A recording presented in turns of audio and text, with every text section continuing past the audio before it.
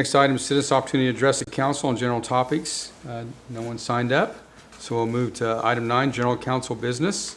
We have presentation, discussion, consideration, and possible approval of the citizen survey to gather feedback for the 2018 general obligation bond project. Krista and City Manager. Good evening, Mayor and Council members. Krista Flasch, Communications Director. An important part of planning the 2018 General Obligation Bond Package is getting feedback from residents on the projects they'd like to see on the ballot. We will gather that feedback through an online survey. What you see before you are the draft questions that we propose asking. The survey contains approximately 30 questions. It starts with a few questions to gauge residents' satisfaction with the city overall. The middle section asks for opinions on road projects, public safety, parks, city facilities, and stormwater improvements. Now, those are just many of the basics that typically comprise our bond projects. We also want to know what the public thinks of some big idea projects, attractions that would bring an economic boom to the area. Our goal is to receive approximately 300 to 500 responses, and it is limited to one survey per household. You will receive all of the data in a compiled and organized format by the end of the year. As far as distribution methods and timelines, it is an online survey, and the address for that will be brokenarrowsurvey.com. We will advertise in the Focus newsletter. There will also be a special insert in the utility bill apart from the Focus newsletter to draw attention to it. We'll also conduct a citywide automated phone call, so all households who are signed up to receive the robocalls will receive a notification about the online survey and how to find it. We'll also put it on our city website, distribute it through social media. If people do not have internet access at their home and wish to take the survey, we'll have copies of the paper survey available at City Hall for them to fill out. Again, our goal is to get as much participation as possible, so we don't want technological limitations to be a barrier for people accessing the survey. Depending on the response rate, we may look at doing a direct mail of the survey to households in Broken Arrow, but again, we'll determine that as we launch the survey and see how the responses are coming in. The survey will close at the end of October. And again, you'll receive all of these responses so that you'll have a chance to review the feedback from residents before finalizing the bond package. Sheila Curley, co-founder of 6PR, is here tonight if you have any additional questions you'd like to ask of her. I do, actually. Surprise, surprise. So on question 12, where it's talking about various projects, and it's talking specifically about adding synthetic turf. I think in general terms, people that aren't familiar with synthetic turf think that's a luxury. Okay. If we could put something that said adding synthetic turf that would increase use of fields from 12 a year to 200, or, I mean, something that signifies that if we're going to put this in, you're getting significantly more use out of your fields. Absolutely. And in fact, you know, whenever I'm looking at that myself, synthetic and turf might be a little redundant to one another as well. So there could be a little bit better way for us to identify and explain that. It might get a little bit long to go into that explanation. I know that may be, so I don't know. I'm just saying that if people recognize that if they do this, the fields are going to use much more than they would otherwise. Exactly, for increased use. Yes. Absolutely, I think that's a great point. You could have data for year-round use, or you could use just a little phrase to make sure people understand. Something that just suggests that there's a benefit to doing that. We could probably use the words like for reduced maintenance and longevity. Sure. Something long, we can come up with the right, Yeah, I just language. want people to understand that spending this money is just not to, Right. just because we want our fields. Exactly. No, and you're absolutely right. There's been a few things that from a luxury standpoint that we've really kind of dove into, like why is this on the list, just to make sure that we were explaining it properly, and you're absolutely correct on that. So I think that's a very good catch. The survey is very comprehensive, and it does cover pretty much all the issues. I know we have a lot of citizens here that are probably going to support item 15, which is the Veterans Center. So and they appreciate them showing up tonight, but I know a lot of people will fill out the survey. I don't think we're going to have a challenge getting the 500 surveys. I don't think that we will either. So hopefully, with all the dissemination opportunity that we have, making sure that we get that minimal response, that you all can use the data to really make informed decisions is what's critical. So Good job. let me ask a question, Krista. Maybe I didn't hear this then. Then is each household then are entitled to filling out one survey, and you're going to monitor that? They will monitor that through. Correct. So Tell me again how you're going to monitor. Sure. For the online services, whenever you put in your address, Okay. it's a one-time address that you're able to institute. If you Okay. put in more than one, then one of those will automatically be kicked out. Okay. There will be the opportunity to receive some input from those that are simply business owners, but maybe they're not a resident or someone who lives in the city Okay. of Broken Arrow. So that's also going to take that data and put it into a separate section so you can look at that Correct. independently. So if somebody did have just the paper one, then they would have their address on this paper one. So, Correct. Okay, I just want to make sure that I understood how that was going to be. Correct. So if I'm a resident and also have PO boxes for businesses, each of those PO boxes would also, But if it's a PO box, if it identifies itself as a business or a business name or a PO not box, gonna get it. that's going to go into a separate data form versus someone who's actually, identified themselves as a resident.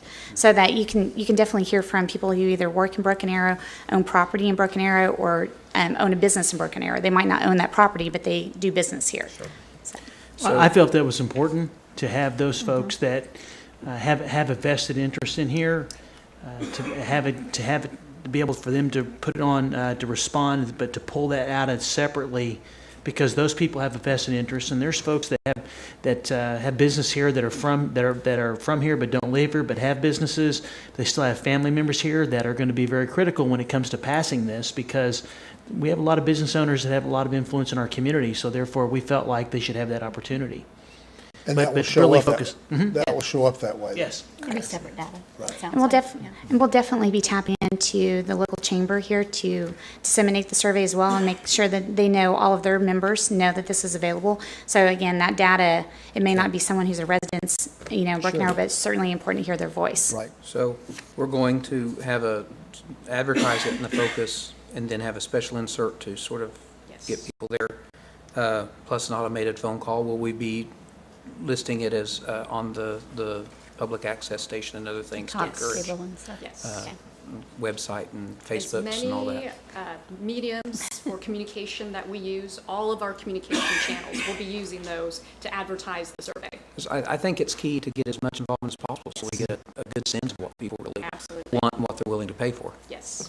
We certainly want every citizen to know that they were invited to participate, whether they pick that option or not, that's up to them, obviously, but we hope that everyone knows, and especially whenever the data comes back, they're ready to release that data and share it with the public. Hopefully, if they didn't complete the survey, then that might be some feedback that you receive later on. However, everyone was invited, and we'll definitely be able to show all of those steps where each one was received the information.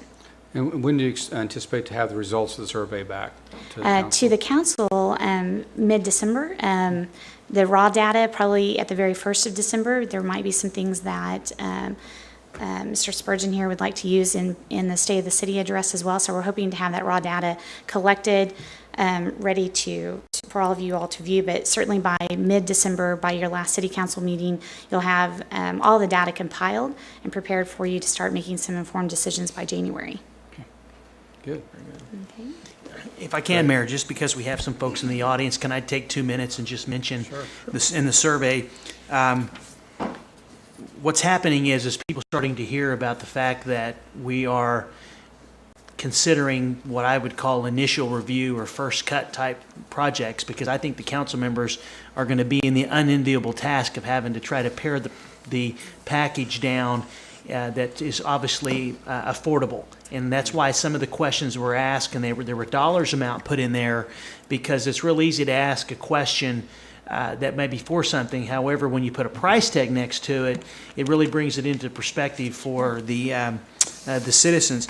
There's a couple things I want to mention. First is we did meet with the June and the folks from the senior citizens advisory group is what I call them, and we asked them to put together some recommendations for you, and they're in the process with the help of Scott Esmond and Alex Mills of coming up with some recommendations. So on the survey, it does talk about building an annex to the Senior Citizen Center. So we definitely want to make sure that we ask our seniors to have an opportunity, and maybe June can help us with setting up a computer so those folks can actually take the survey, because it's going to be very important, because they are simply running out of space based on usage. I mean, they are utilizing every single inch of, or square foot, I should say, of that facility. And secondly is that the VFW, as you know, approached the city a couple of years ago about assistance with a facility because they lost their facility. And as a result of that, the council has agreed to provide some land next to Memorial Park. Well, since then, you've had other veterans organizations that have an interest in being able to use this building, and because it would be something the city, if in fact that would make the list, which I'm going to recommend that it does, then obviously then we have to make sure there's equal access. And so there's a meeting that was held with Vice Mayor Udi and I a couple weeks ago with some folks about American Legion who wanted to know about what was going on. And I said the council really would like for you all to form some type of board to where you could manage the facility and operate it, and the city would do the capital. And so there's conversations going on now between the various veterans organizations about how they can come together to manage the facility and be a part of this process. And that's why we have our friends from the VFW here this evening, is because, I mean, they were the genesis of making this happen, and now you have other important veterans organizations that want to be a part of it as well. So I would certainly hope the council would give that strong consideration when you look at it early next year. Well, I think the involvement of the various veterans groups only strengthens the chances The that goal. citizens would be able to approve this. And I think they'll support it in any event, but I think as they see more people coming together to support it, I think that just drives that. So I'm glad that's happening. I think it'll be a positive thing. And I think too, you know what I mean, and go along with what you're saying, it's using city's money, taxpayers' money, and so all the veterans groups, and that's the ones I spoke to, what I commented at, it has to be included in some way. In fact, so, and hopefully they go to run the day-to-day operations of it, because we're going to run out of staff too much. So We did I'm talk certainly about in that. favor of it, but we need to be sure it's going to have to be larger, but to accommodate all the veterans groups. Yeah, we also have to balance. We want to make sure that we don't do anything to lessen the awesomeness, as I would say, of our Veterans Park. Yeah. You know, so we need to look at the scope, and I did tell that we have mission creep with now folks that are interested, so we need to look at that. Kenny Schwab and Scott Esmond put together some architectural ideas on how we would lay it out, so we're going to be looking at those, and we'll be ready to discuss with council.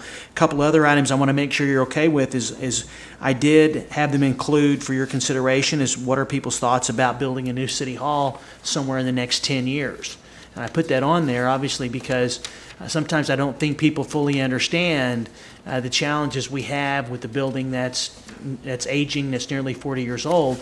And obviously, when it comes to public safety facilities, the public is almost always going to say yes. When it comes to city halls, people are a little more finicky.